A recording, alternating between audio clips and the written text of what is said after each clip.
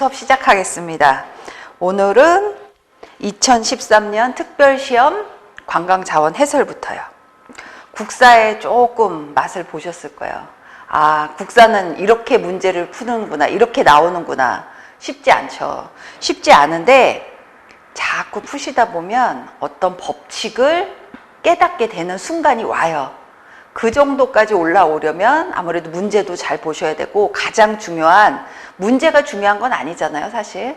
문제를 풀기 위한 가장 중요한 일은 먼저 이론서에서 탄탄하게 기본기를 쌓으셔야 돼요. 그런데 문제는 장점이 그거죠. 푸는 것에 절대로 내 실력이라고 보지 않는 선에서 가장 장점이, 아, 내가 소홀히 공부했던 부분이 이렇게 해도 출제가 될 수 있구나. 그리고 아, 내가 그러면 조금 더 이 부분을 봐야지. 제가 항상 얘기하는 그 부분 있잖아요. 제가 잔소리처럼 하는 이야기. 문제가 나오면 거기서 그치면 안 된다. 그 주변 언저리를 한번 다 찾아보는 거예요. 왜? 나올 확률이 높으니까. 그런데 똑같이는 안 나와. 똑같이도 나오는 것도 있죠. 하지만 그럴 확률보다는 조금씩 내용을 바꾸는 거예요. 답이 아닌, 예를 들어서 4번에 답이 2번이었어. 그런데 다음에 문제가 출제될 가능성이 높죠. 왜냐하면 어느 정도 중요도가 있었기 때문에 출제된 문제였단 말이죠. 그러니까 그 문제 언저리로 답이 아니었던 1, 3, 4번을 한 번 더 보는 거예요. 그것이 지금 우리가 문제에 대처하는 자세예요. 보고서 나 틀렸어. 나 맞았어. 이게 문제가 아니에요. 혼자 푸는데 뭐가 창피해요. 뭐 좌절할 필요도 없죠. 그냥 보면서 내가 이 부분은 조금 소홀했어. 그러면서 계속, 저 같으면 그래요. 그 스프링노트 제가 아주 좋아하잖아요. 스프링노트에다 적어 놓는 거. 여기는 이 2013년도에 문제가 여기서 나왔어. 2014년도 여기서 나왔어. 그걸 하나로 다 이렇게 적어 놓으면요, 딱 보면은 흐름이 보여요. 그 정도만 봐도 충분히 맞출 수 있어요. 60점이잖아. 우리 90점, 100점 안 맞아도 된단 말이에요. 물론 면접을 볼 적에 더 열심히 하셔야 되죠. 그리고 실전 나가면 더 열심히 하셔야 돼요. 그런데 일단은 우리가 지금 잘할 수 있는 걸, 지금 시간이 많고 이런 분들은 면접 준비까지 하시면 돼요. 아주 철저하게 하시면 되는데, 이 지금 필기에 대하는 자세는 그렇게나 내가 막 스트레스를 받아가면서까지 할 필요는 없단 말이에요. 그러나 기본적인 흐름은 알면서 푸는 것과 모르고 푸는 것과는 달라요. 그래서 제가 자꾸 문제에만 너무 연연하지 말고, 이러이러한 출제 경향이 나오는구나. 제가 저번 시간에 말씀드린, 제시된 설명을 잘 보자. 그 다음에 사지선다를 잘 이용하자. 시간을 잘 분배를 하자. 그리고 절대로 포기하지 말자. 등등. 이런 것들만 잘 보면서 푸시면 큰 문제가 없어요. 제가 보기엔. 그리고 뭐 정규교육 나오시고 이런 분들이면 충분히 제 강의 들으시고 푸실 수 있을 거예요. 그러니까 제가 그걸 원하는 거예요. 그리고 우리가 상식의 선에서 공부를 해야 돼요. 법이건 뭐 자원이건 우리의 사회적인 사회에 반하는 그런 문제는 나올 수가 없단 말이에요. 법이잖아요. 법규. 관광 사업을 잘 하도록 가이드라인을 주시는 거예요. 그렇기 때문에 항상 여러분이 실전에 나가셔도 마찬가지예요. 실전에 나가셔도 상식적으로 고객을 대하고 방문객들을 대하고 상식의 선에서 처리하고 판단하고, 그리고 상식의 선에서 여행사와 여러 가지 같이 일을 하실 분들이 많잖아요. 호텔 분들도 계시고 여행사 분들 당연히 계시고요. 그런 분들과 일하는 방법을 빨리 배우셔야 돼요. 그러니까 이것이 단지 나는 필기 끝나고 면접 끝나면 난 아무것도 안 해도 돼. 이게 아니에요. 그렇기 때문에 그것으로 실전에서 잘 하기 위한 지금 방법이거든요. 그걸 하나하나 차곡차곡 쌓아 나가셔야 돼요. 그것이 지금 이론서를 아주 탄탄하게 공부하시는 것이고, 그 다음에 문제를 잘 푸시는 거예요. 이론서만 탄탄하게 공부하면 뭐예요? 문제에서 맨날 떨어지는데. 그러면 안 되잖아요.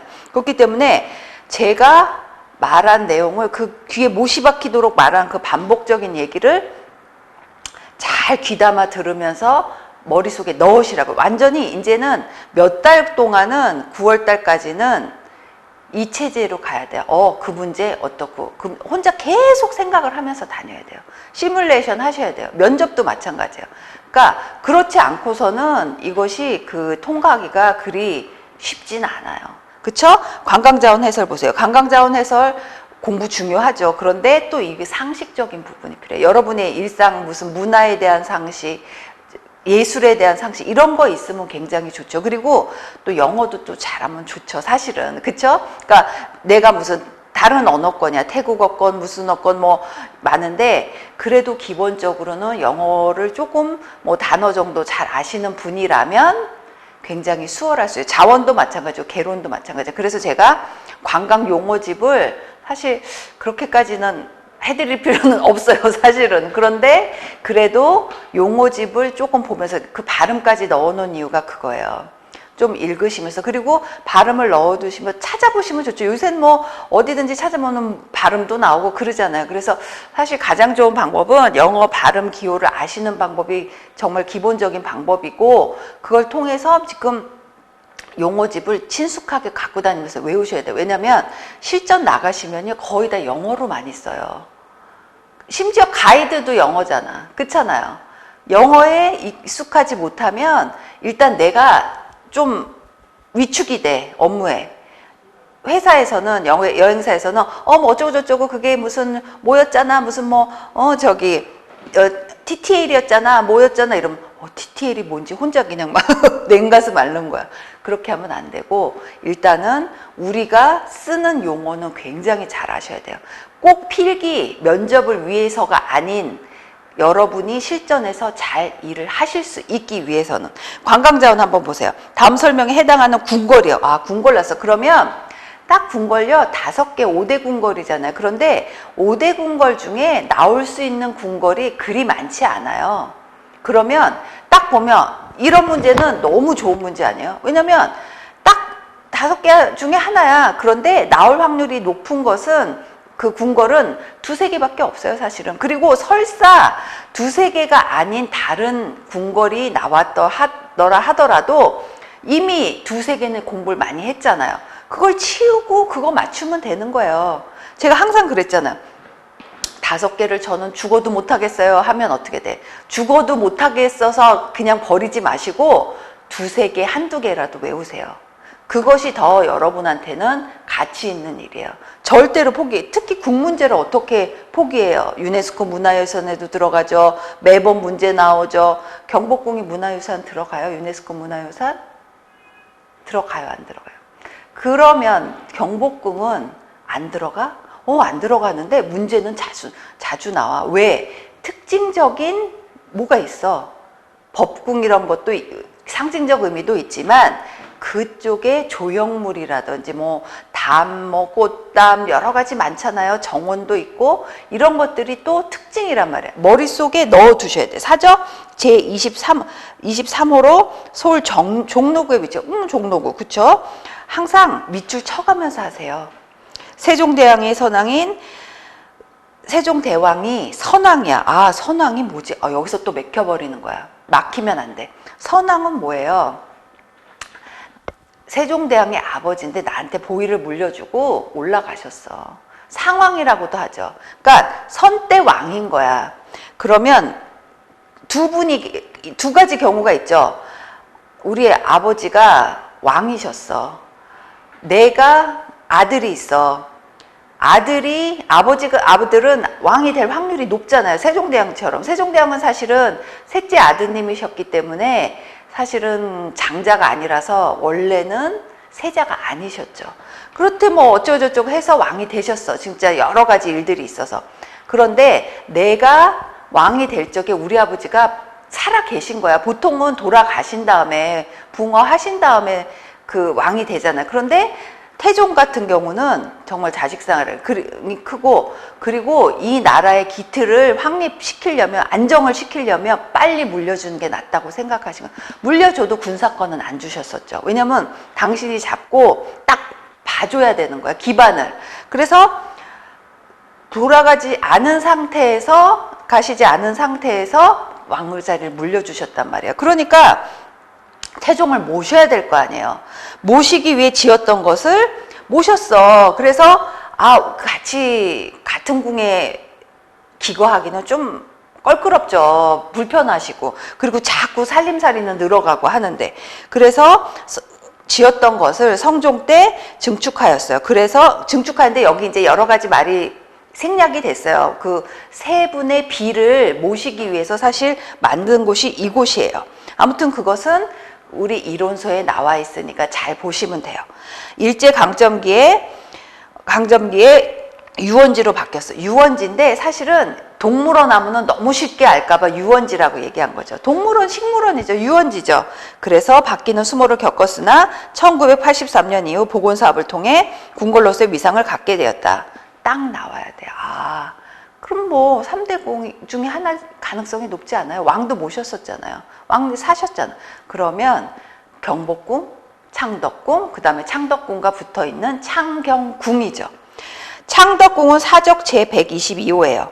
22호예요. 사적 제22호, 122호. 그 다음에 덕수궁 사적 제124호. 창경궁은 123호였죠. 그리고 아까 제가 23호로 얘기한 것 같아요. 그리고 4번 경복궁은 사적 제117호예요. 그러면 제가 여기서도 또 하나 팁을 알려드릴게요.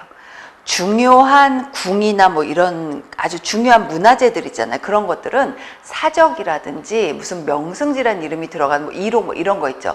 그런 거 같이 외우세요. 그래서 교수님 그러면 이거 다 모든 것을 다 사적을 그냥 그 많은 걸 다 외워야 되냐?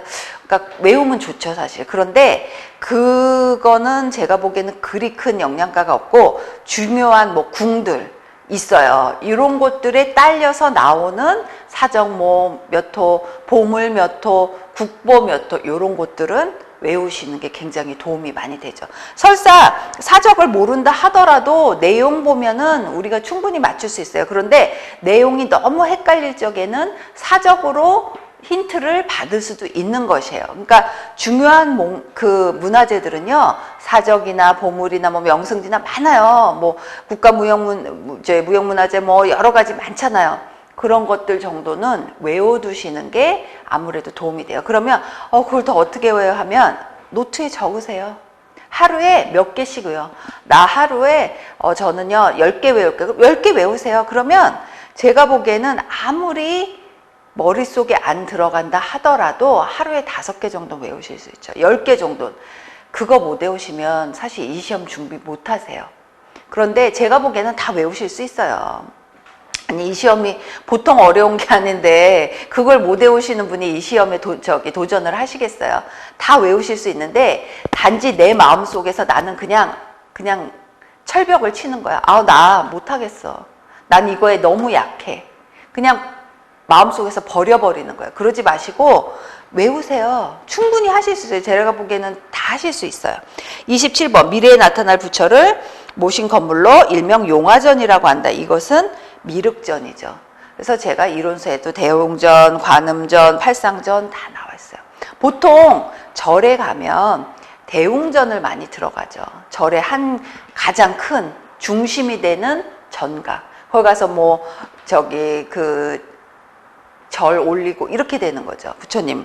그러니까 그것이 또 다 달라. 미륵전을 모시는 데도 있고 다 다르단 말이에요. 또 팔상전도 있고. 그러니까 그것은 체크를 해보시고 그 다음에 미래에 나타날 미륵이에요. 미륵의 의미가 그거예요. 제가 이제 여기서 미륵이 무엇이다 그거는 설명 안 할 거예요. 그런데 미래에 나타날 부처 다시 구원하시러 오시는 거죠.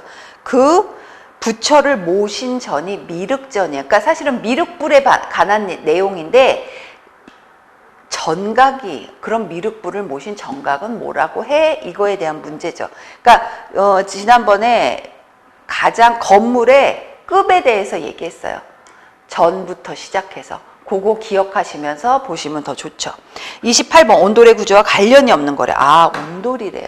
온돌 얼마나 대단해요. 저는요 정말 겨울에 어디 외국 가기도 싫어요. 왜냐면 아무리 호텔 같은 데 가도 훈훈만 하지 막 차 이불이 다 막 그렇게 막 극세사 이불이 있는 데가 많지 않아요. 그러면 가면 그냥 추운 거야. 온돌 얼마나 좋아요. 막 제가 그래서 예전에 아픈 적이 있었어요. 겨울에 갔다가.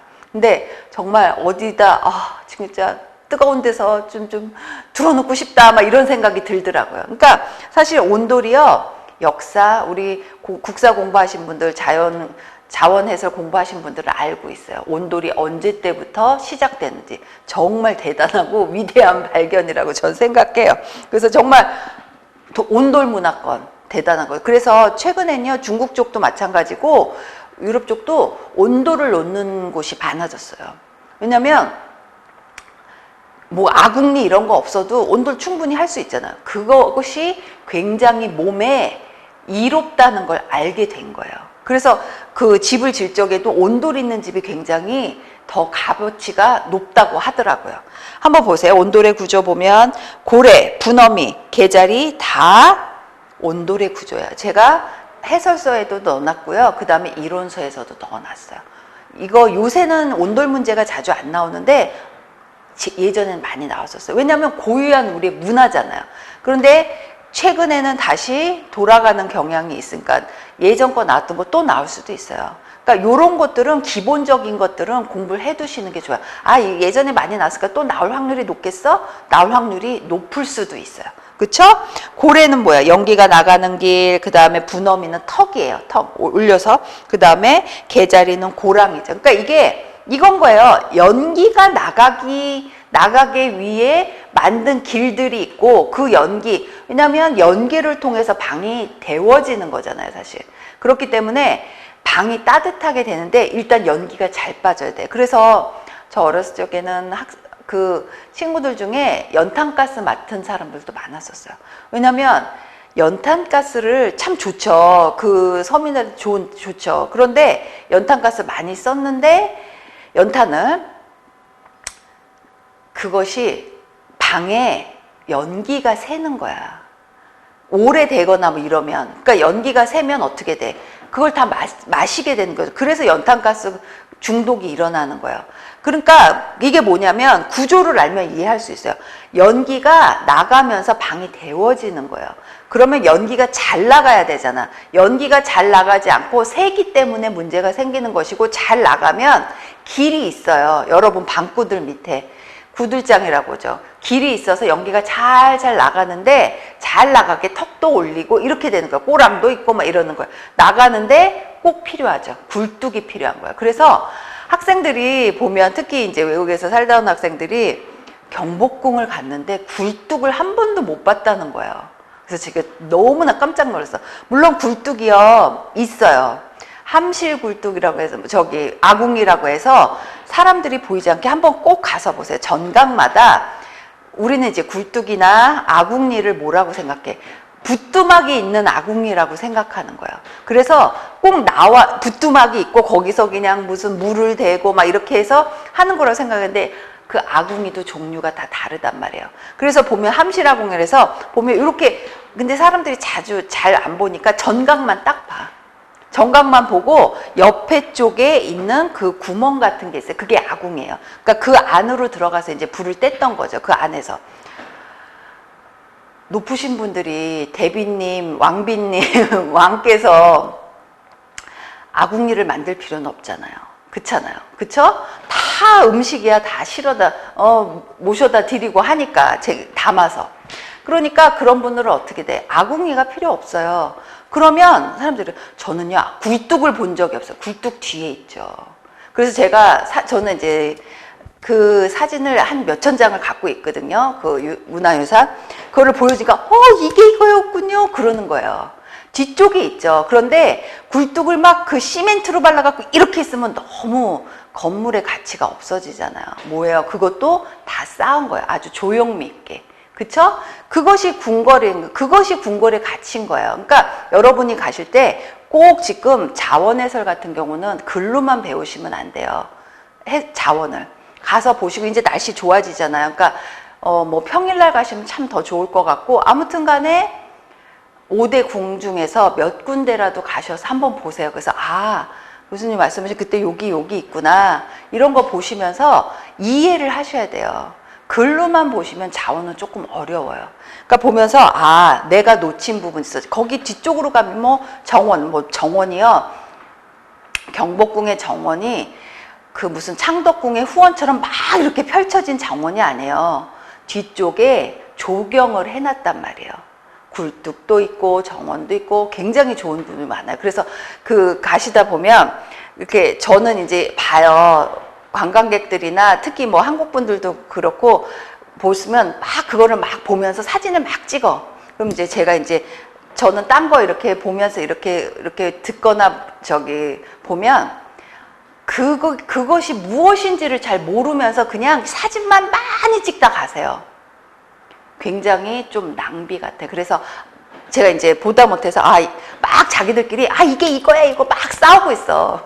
그래갖고 그럴 경우 어떻게 돼요? 너무 시끄럽잖아. 또 여자분들이야 아주머니들이 너무 시끄럽게 하시니까 그래서 이거는 여기를 보시면 요거라고 제가 말씀을 드리는 경우가 많거든요. 그러니까 그러면 여기 분명히 해설판이 있어요. 안내판인데도 보지 않으세요. 안 보시고 계속 자기네끼리 그냥 경론이 오고 가는 거. 이건 이건가 봐. 막 그래서 거기에 있는 안내판은 안 보시고 휴대폰을 보세요. 휴대폰에 그걸 매번 찾아보는 거예요. 그래서 여기에 그 해설이 있는데 왜 딴 데를 보실까? 그러시면서 이제 전 속으로 그렇게 생각하면서 요거는 요거예요. 요거 뭐 설명을 해드리면 그때는 아시거든요. 그러니까 보시면 다 처음에는 다 그래요. 그러니까 가서 보시면서 그쪽을 미리 공부도 해가셔서 보시고 가시면서 좀 자세히 보세요. 그러니까 그 몇 시간도 내가 궁에 투자를 못하면 이 공부를 해야 될 이유가 있을까요? 저는 그렇게는 생각해요. 아무튼 잘 보세요. 그리고 29번, 그러니까 28번의 답은 2번이에요. 29번 서원에 관한 설명으로 옳지 않은 서원은요. 국사 공부 이제 해보시면 조선 때 이 서원만큼 큰 의미를 갖는 집단이 없어요. 완전 정말 그 조선 역사에 있어서 이만큼의 교육기관, 이러한 의미를 부여하는 교육기관이 없단 말이에요. 그러면 지금 자원해설 공부를 그 문제를 풀고 있고 공부를 하지만 실은 국사의 공부도 하고 있는 거예요. 한번 보세요. 서원에 대한 설명으로 옳지 않은 것은 조선시대의 조선시대 국립교육기관은 성균관이죠. 조선 최초의 사익서원은 소수서원이야. 여긴 지금 국사하고 자원하고 연동해서 공부하셔야 돼요. 그래서 제가 그러면요, 어머 서원이 사원이야, 나 또 헷갈려, 이런 분들 어때요? 서원을 찾아보시는 거예요. 서원 얘기 많이 나와요. 국사 찾아보면. 그러면 그것을 같이 펴보면서 그쪽을 보면서 이거 같이 보시는 거예요. 체크라는 거. 조선 최초의 서원은 백운동 서원 맞아. 흥선대원군은 서원철폐령을 내렸다. 몇십 개로 줄였다. 이것까지 나오잖아요. 그러니까 여기서 그치면 안 돼요. 무엇이 있는지 한 시험당 100개 문제가 나오잖아요. 그것이 있는 곳을 찾아보세요. 제가 보기에는 문제에 나온 부분만 찾아서라도 잘 공부하시면 제가 보기엔 70점은 맞을 수 있어요. 정말 제가 그거 장담해요. 그러니까 단지 문제만 푼 게 아니야. 그 언저리 주변을 공부를 한 거야. 그렇게 되면요, 내가 설사 이 문제하고 똑같은 문제가 안 나오고 이 문제가 설사 안 나왔다 하더라도 어느 정도 연상작용을 일으킬 수 있어요. 그러니까 제가 원하는 게 그거예요. 매번 그 영양가 없는 공부하지 마시고 정말 무엇이 중요한지를 알면서 공부를 하는 게 문제를 풀기 가장 좋다는 거예요. 그게 가장 중요해요. 그러니까 저는 그래요. 제가 맨날 그러잖아요. 미련투기처럼 공부하지 말라고. 그게 뭐예요? 공부는 정말 묵묵하게 해야 돼요. 저 공부 많이 했잖아요. 근데 묵묵하게 해야 되는데 그것이 그 묵묵함이 그냥 묻지도 따지지도 않고 그냥 미련하게 그냥 무조건 외우고 막 암기하고 이게 아니라는 거예요. 무엇이 중요하고 무엇을 어느 쪽이 지금 나왔던 그 확률이 높았고 무엇을 하고 있는지 내가 그것을 아시면서 묵묵히 공부하는 게 중요한 거예요. 그러니까 앞에를 빼버려. 그냥 묵묵히만 해. 근데 앞에 무엇이 중요해? 교수님 이쪽에는 나올 확률이 높다고 하셨어. 이것을 알면서 묵묵히 하는 것과 그냥 파기만 하면서 하는 것과는 효과가 다를 거라는 거예요. 그렇죠? 그렇기 때문에 저하고 공부를 하시는 거예요. 혼자 그냥 하면 못 쫓아와요. 근데 요거는 신경 쓰세요. 제가 멘션 다 드리잖아요. 그러니까 그 위주로 공부하시면서 그거 플러스 본인이 노트에 적으셔야 돼요. 꼭 손을 쓰셔야 돼요. 손 안 쓰면 안 돼요. 저 손으로 적으세요. 적으시면서 아, 요것은 요것이지. 꼭 머릿속에, 그러니까 그거예요. 저 고등학교 때 선생님이 그러셨어요. 완전히 신경질을 내시면 니네는 왜 손으로 안 적니? 막 이러셨어요. 근데 그때는 학생들, 저는 그때 이제 적는 편이었지만 학생들이 아, 그게 뭐가 중요하다고 저 담임선생님 맨날 저래 막 이랬거든요. 근데 제가 이제 가르치는 입장에 돼보고 또 공부할 때도 보면 확실히 적는 거하고는 적는 거하고 내 머릿속으로 하는 거하고는 달라요. 그러니까 저는 그것을 굉장히 중요시 여기는 사람이기 때문에. 그리고 여러분 또 실전에 나가시면요, 적는 연습을 하셔야 돼요. 적는 버릇을 하셔야 돼요. 습관이에요.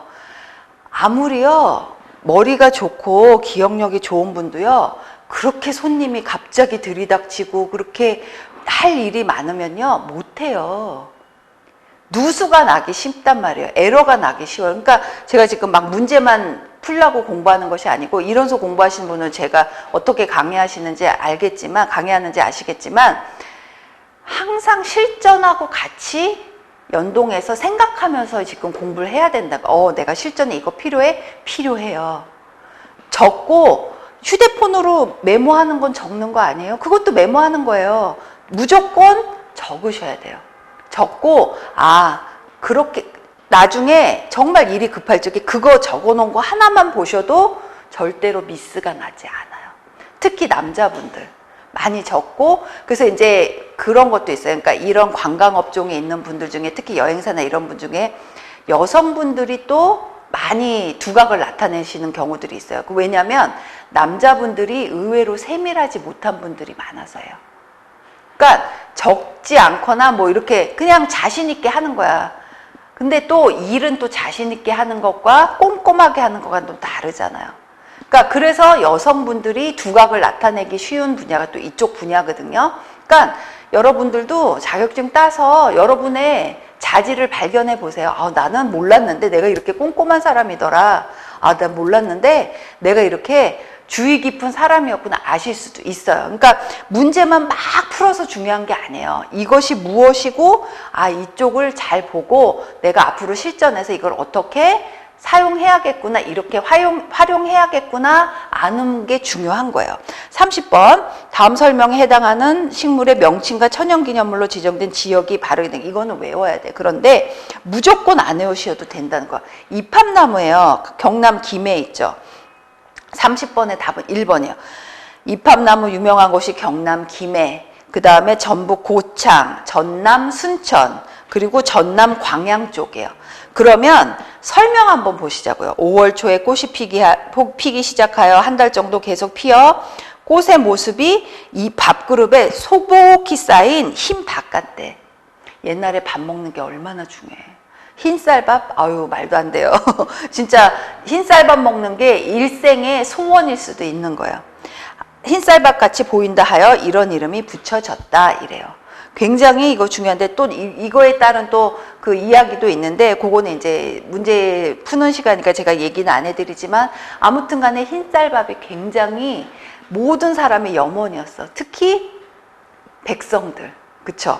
그러니까 흰쌀밥 보면 얼마나, 꽃을 보니까 나무에서 피는 꽃도 흰쌀밥으로 보이는 거야. 얼마나 이게 그거잖아. 자기가 보고 싶고 가장 갖고 싶은 걸 연상하면서 사물을 보게 돼 있잖아. 그러니까 이게 아닌가도 싶어요.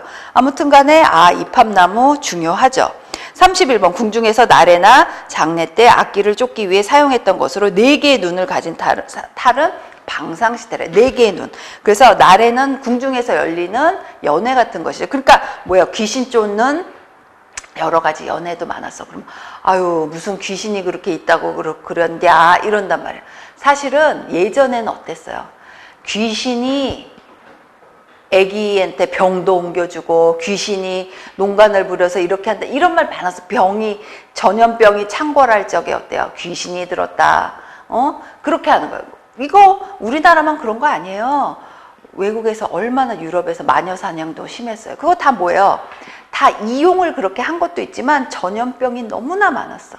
그러니까 이게 뭐야? 그렇기 때문에 궁중에서도 염원을 담아서 여러 가지 행사를 많이 했단 말이야. 그래서 악기를 쫓기 위해 사용했던 탈이 필요하죠. 그래서 유명한 그 방상시탈이 나오게 된 것이에요. 중요해요. 영로탈, 주지탈, 청계시탈 이런 것들도 찾아보시면 좋고요. 32번 지역과 축제의 연결이 옳은 거 이건 꼭 나와요. 지역 연결 축제는요. 한 문제는 꼭 나와. 그러니까 어떻게 돼?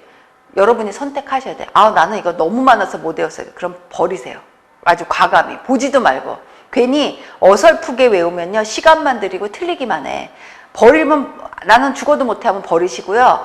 나 한 문제라도 나올 게 뻔하니까 맞출래 하면 중요 지역 축제를 공부를 하시면 돼요. 그러면 그럼 교수님 축제가 하는데 지역하고 너무 헷갈려 그러면요. 방법이 있어요.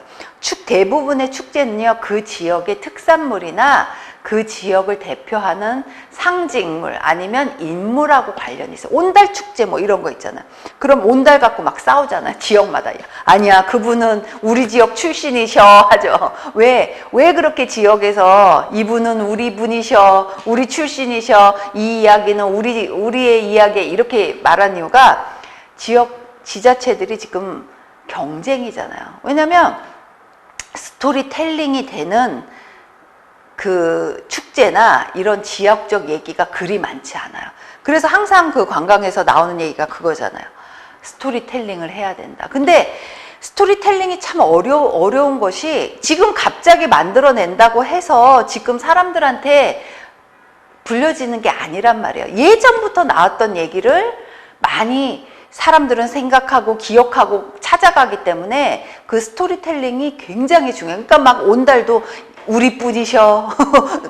평강공주도 우리 뿐이지. 뭐 다 이러고 싶은 거야. 그러니까 뭐 굉장한 얘기죠. 이야기가 있다는 건 그걸 통해서 여러 가지 상품이 나올 수도 있고 관광 상품이 나올 수도 있고 뭐 그냥 상품이 나올 수도 있고 그냥 상품이 나올 수 일반 상품들 관광 상품 그다음에 뭐 숙박 그 지역을 상징한다 이런 거 상징성이 굉장히 커요. 그 상징성을 갖고 사업을 벌이고 있단 말이에요. 그러니까 축제도 마찬가지예요. 사실 나비축제 한평 얼마나 유명해요. 사실은 나비축제는요 그냥 교실에서 요만조만하게 시작했어요. 아무도 이걸 거들떠보지 않은 축제였어요. 그러다가 굉장히 특성화된 축제로 지금 얼마나 많은 사람들한테 불려지고 있냐. 굉장히 많이 그 방문객들이 가시죠. 여러분들이 가지 않는다고 방문객들이 안 가는 건 아니에요. 여러분만 안 가시는 거예요. 정말 많은 분들이 해외에서 오신단 말이죠. 그쵸? 여주 청자문화제. 여주는요, 청자문화제라는 걸 저는 들어본 적이 없어요. 도자기 문화제죠. 도자기 축제, 그 다음에 진도는 영등축제, 그 다음에 문경은 찻사발 축제. 굉장히 유명해요. 그러니까 축제도 그렇게 걱정하지 않으실 부분이 뭐냐면 중요 축제 위주로 나와요. 그걸 못 외워? 그래도 적어도 문화체육관광부에서 지정하는 최우수 축제, 대표 축제 요 정도만이라도 외워두시면 좋잖아요. 그쵸? 32번의 답은 2번이에요. 33번 단청에 쓰이는 5가지 기본 이거는 그냥 묻지 따지 말고 외워야 돼. 왜? 4번 청적, 황백, 크기예요. 그냥 한 글자만 딱딱딱 따서 외워버리세요. 그쵸? 이건 뭐 당연한 거고 설명이 필요 없어. 설명을 굳이 하자면 단청이란 무엇인가부터 들어가야 돼. 단청이란 무엇인가부터 우리가 해야 돼요? 그건 아니잖아요. 그러니까 아무튼 간에 단청이란 무엇인데 몇 가지 색으로 들어가. 요 정도는 정말 기본이죠. 34번 관광특구로 지정된 온천이 아니고 그 관광특구 지정된 곳 그 해설서에 넣어놨으니까요. 한번 보세요. 1번 북옥온천. 북옥온천은요 경남 창녕에 있어요. 수안본천은 충북 청주에 있죠. 백암온천은 경북 울진에 있어요. 그리고 여기서 빠진 온천 하나가 아산시 온천이 있어요. 아산시. 그것은 충남 아산에 있죠. 지금 관광특구로 지정된 곳이 4개 지역이 있어요. 이천온천은 지정되지 않았어요. 근데 이제 이천온천도 유명하죠. 그렇죠? 다음 페이지. 지역과 향토주의 연결용. 향토주도 최근에는 많이 안 나오는데 예전에 많이 나왔었어요. 한번 적어놨으니까 해설서에 한번 보시고요. 경주는 교동법주 맞아요. 전주는 문배주가 아니고 서울이 문배주예요. 그 다음에 이강주는 전주의 이강주예요. 그 다음에 홍주는 진도의 홍주죠. 그리고 당진의 연천 두견주가 있어요. 요런 거 한번 외워두시면 도움이 많이 되실 거예요. 36번 고인돌의 유적지로 유네스코에 등재된 지역이 아닌 것은 그렇구나. 고인돌의 유적지래요. 인천광역시, 강화군, 화순군, 고창군 완전 세트. 중요해. 충남 부여구는 고인돌구는 아니죠. 하지만 부여 쪽에 문화재가 유네스코 문화유산 유적지로 백제 역사 유적지구로 지정이 됐어요.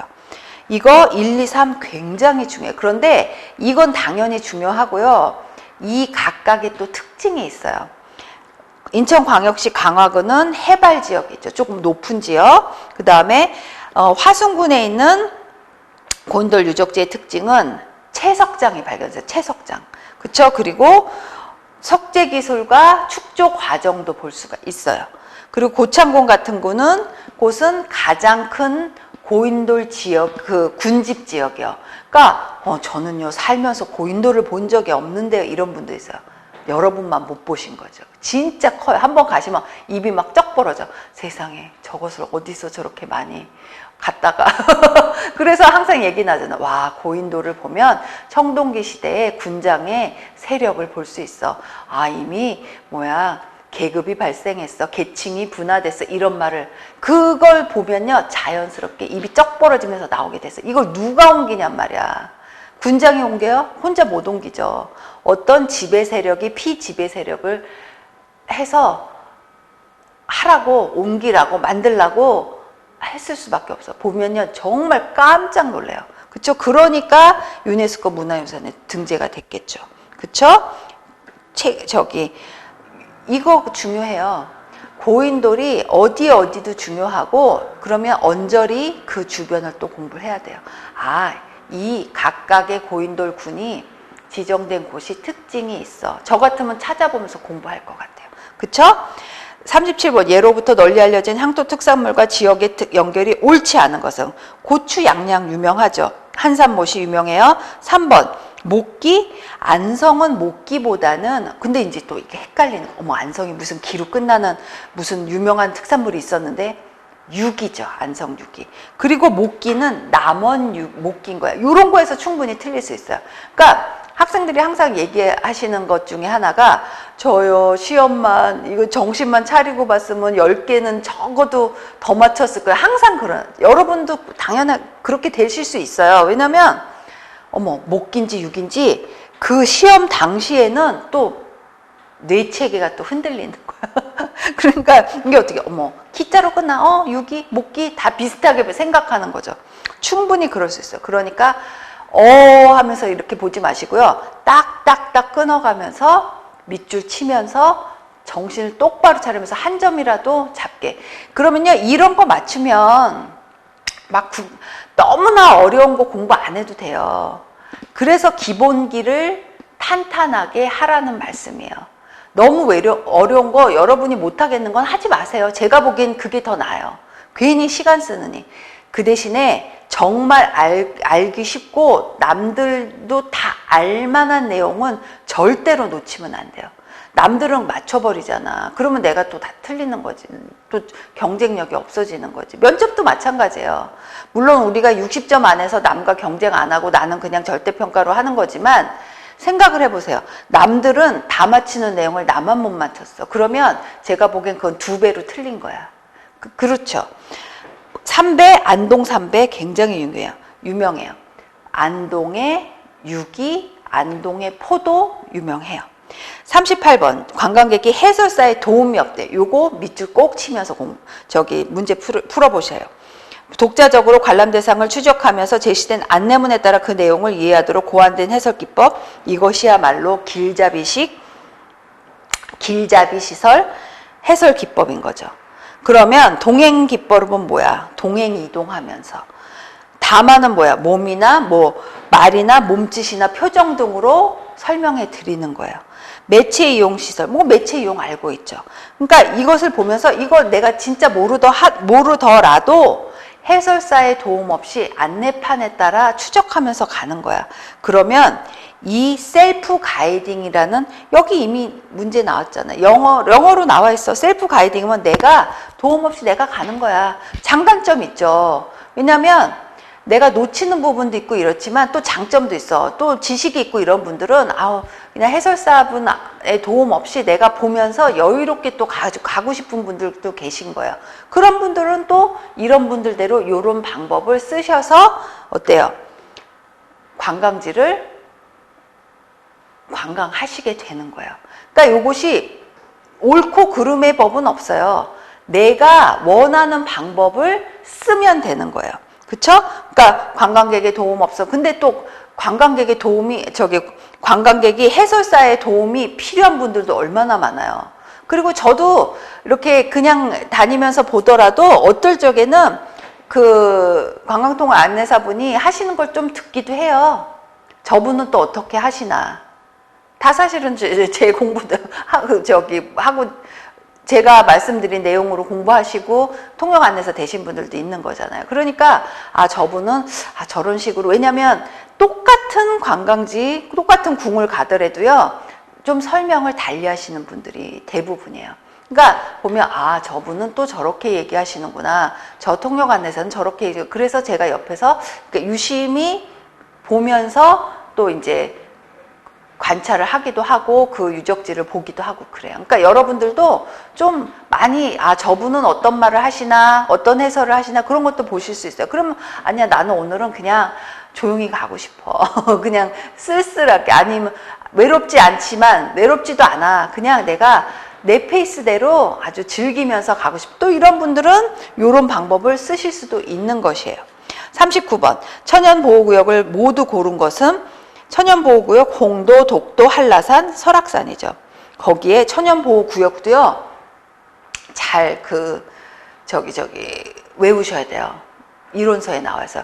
천연보호구역이 되려면 천연기념물이 있어야 돼, 일단. 그쵸?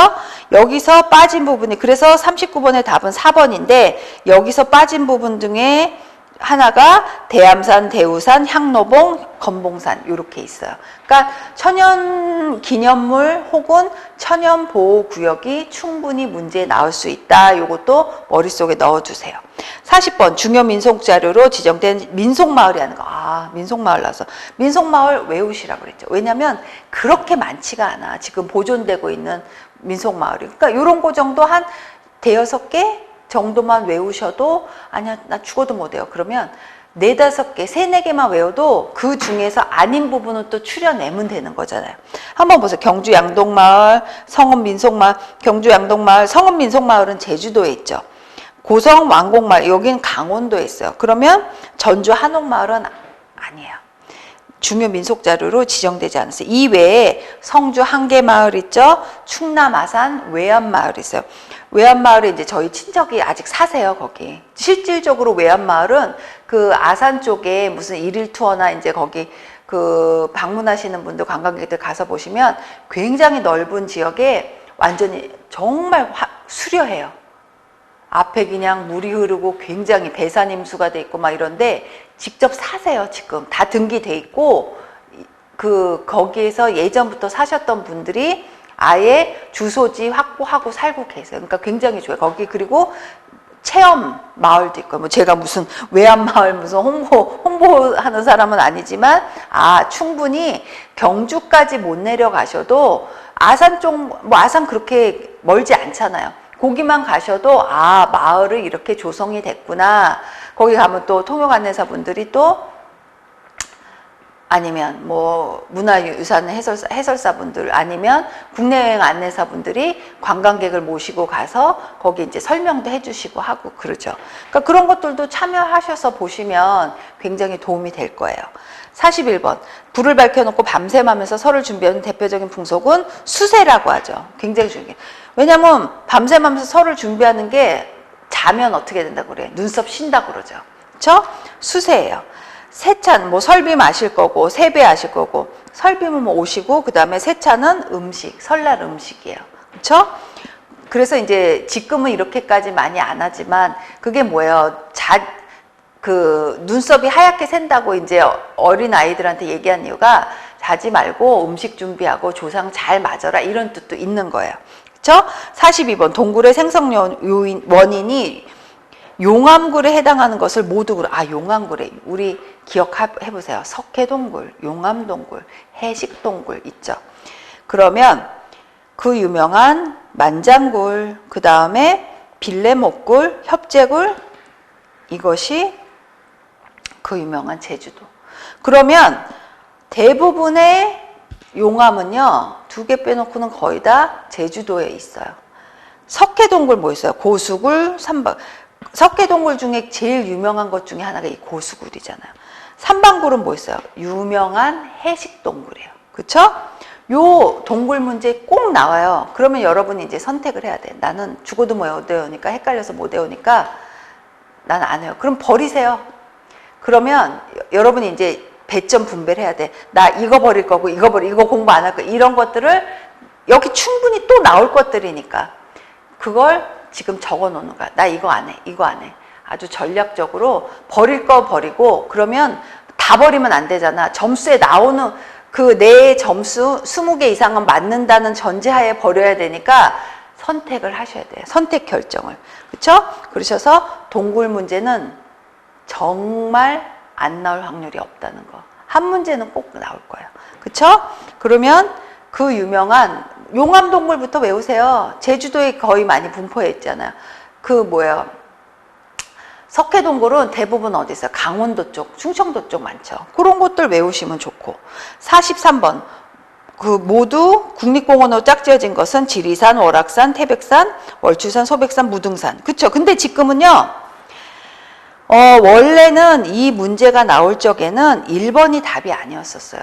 그런데 지금은 태백산까지 들어가요. 왜냐하면 태백산이 2016년도에 지정이 됐거든. 그러니까, 여러분이 또 언제 지정이 될지 몰라요. 격상이 됐단 말이에요. 태백산도 원래는 도립공원이었어요. 그러니까 여러분 저하고 이제 공부하면서 시기가 또 지난 거야.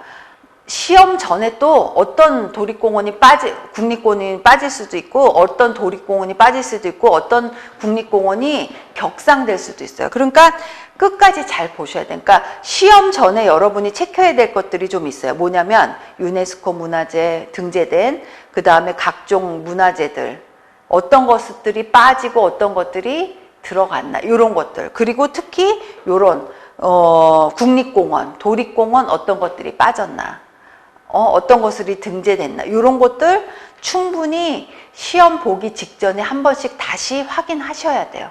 그러니까 제가 지금 하는 건 지금 시점으로 지금 공부를 하는 거잖아요. 그러니까 업데이트 되는 부분들은 여러분이 하셔야 돼요. 그렇죠? 그래서 제가 일부러 알려드리니까 못 빠질 확률이 있는 것들 있잖아요. 매년 바뀔 수도 있는 부분들. 그리고 축제들 뭐 이런 것도 바뀔 수도 있는 거죠. 그러니까 그런 것들 보면서 요거 다시 봐야겠구나 보시면 돼요. 그리고 43번에 그러니까 답은 1번이고 2번 될 수 있어요. 지금은요. 44번 성벽 위에 설치하는 낮은 담장으로 적으로부터 몸을 보호하고 적을 효과적으로 공격하기 위한 구조물은 2번 여장이에요. 옹성은 뭐예요? 성문박의 작은 성이에요. 근데 옹성이라고 해서 항아리 모양인 거죠. 3번 적대 해자 나와요. 이거 완전 패턴이야. 해자는 안 나올 수가 없어. 뭐예요? 성 앞에 마련한 연못 같은 것이죠. 한 2m 폭 깊이가 왜냐면 적이 침입을 못하도록 만든 거야. 그게 큰 연못이 아니라 아예 접근하기가 좀 어렵게 그렇게 파낸 거죠. 그래서 딱 들어가기 전에 가장 먼저 그 적이 보는 게 이 해자예요. 그렇죠? 45번 다음 설명에 해당하는 석탑은 국보 제21호래요. 간결하고 직선적인 선의 아름다움은 완전한 안정감을 추구하고 있다. 그쵸? 갖추고 있어. 그의 처 아사녀와의 슬픈 전설. 무영탑? 그쵸? 그러면 경주 불국사 3층 석탑. 이거 무영탑이 석가탑인데 왜 여기서는 석가탑이란 말 하나도 없고 3층 석탑만 있어? 이러면 이제 큰일 나는 거야. 석가탑 이꼴 뭐예요? 이퀄 무영탑 이퀄 3층 석탑이죠. 그쵸? 3층 석탑이 다보탑 아니에요. 다보탑은 2층 석탑이에요. 그쵸? 익산 미륵사지 석탑은 국보 제11호. 월정사 팔각 9층 석탑은 국보 제48호예요. 부여 정림사지 5층 석탑은 국보 제9호죠. 그쵸? 다음 페이지 46번 우리날 전통 무용의 일종인 민속무가 민속무래. 항상 문제 자주 나는 것이 궁중무용, 민속무용 그렇게 난단 말이에요. 보면 춘행무 궁중무죠. 왜냐면 이건 효명세자가 어머니를 위해서 어머니의 40세 생일을 탄신일을 축하하는 뜻에서 춘행무를 만든 것이에요. 승무는 뭐예요? 승무, 승려들이 추시는 춤, 살풀이춤, 한량무 이것이 다 민속무죠. 그러면 전통무와 민속무가 어떤 것이 있는지 한번 찾아보세요. 춘행무, 효명세자. 효명세자가 또 어떤 분의 남편이셨는데 기억해내셔야 돼요. 거기서 또 역사의 또 한 축이 만들어진단 말이에요. 47번 강릉 단오제의 행사 내용으로 옳은 것은 강릉 단오제 하면요. 거기서 나오는 행사들이 몇 가지가 있어요. 그거 외우시는 게 여러분 굉장히 편하실 거예요. 강릉 단오제 하면 관노 가면극 이건 무언극이에요. 그래서 강릉 단오제 행사 내용 중에 3번에 관노 가면극 있고요. 신주빅기 있고요. 대관령 산신제 있고요. 영산제 있고요. 단오극 등 있어요. 48번 유네스코에 등재된 세계의 기록유산이 아닌 것은 세계 기록유산하고 문화유산하고는 다르죠. 기록물하고 문화유산하고 같겠어요? 그쵸? 그래서 세계 기록유산은 승정원 일기 일성록 그 다음에 동의보감이에요. 해인사 장경판전은 문화유산으로 등재됐죠. 49번 12km에 걸친 계곡의 경치가 매우 아름다워 명승 제1호 명승 제1호 그쵸? 지정되었으며 율곡 이희 선생에 의해 그 명칭이 유래된 명승지는 소금강이에요. 율곡 이희 선생이 청학신기라는 저서에서 아주 찬양하셨죠. 칭송한. 그래서 이 소금강은요 5대산에 속하고 있거든요. 굉장히 중요하죠. 그래서 율곡 이희 선생이 하고 관련 있는 또 명승지가 있고 태계 이황 선생이 하고 관련된 명승지가 있어요. 거기 뭐 있어요? 무슨 봉 들어간, 그쵸? 무슨 경, 그쵸?